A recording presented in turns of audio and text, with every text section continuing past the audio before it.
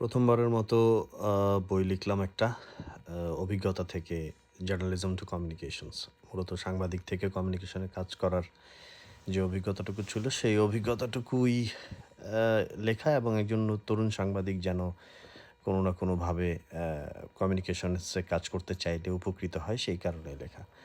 এবং যেই সময়টায় বইটা আসলে বের হলো, তখন আমি এ নিউ ইয়র্কে, যুক্তরাষ্ট্রে ঘুরতে আসছি। তো ওই সময়টায় বইটা আসাতে এখন বইটাকে ডিএচএল করে আনতে হইলো। সো বইটা যখন তৈরি হয় তখন প্রেসে থাকা হয় নাই। দূর থেকেই সবকিছু দেখা হইছে, প্রুফ, প্রচ্ছদ।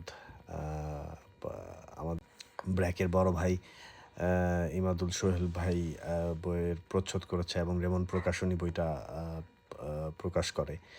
সো রাজনদাকেও অনেক কৃতজ্ঞতা, এবং বইয়ের পিছনে থাকার কারণে আমার বন্ধু নিপ্পন এবং আ আ মনির, দীপু ভাই, দীপু সরোয়ার, আরও অনেককে কৃতজ্ঞতা জানাই। জানি না বইটা কেমন হইলো। এবারের বইমেলায় আসলে বইটা পাওয়া যাবে রেমন প্রকাশনীর প্যাভিলিয়নে, স্টল নম্বর ২০৭ এবং ৮। সেই সময়টায় হয়তো বইমেলায় থাকার সুযোগ হবে। তো এইটা ১ম মুহূর্ত, ১ম বইয়ের ১ম হাতে পাওয়ার মুহূর্ত অসাধারণ ছিল, অসাধারণ। এক কথায় অসাধারণ।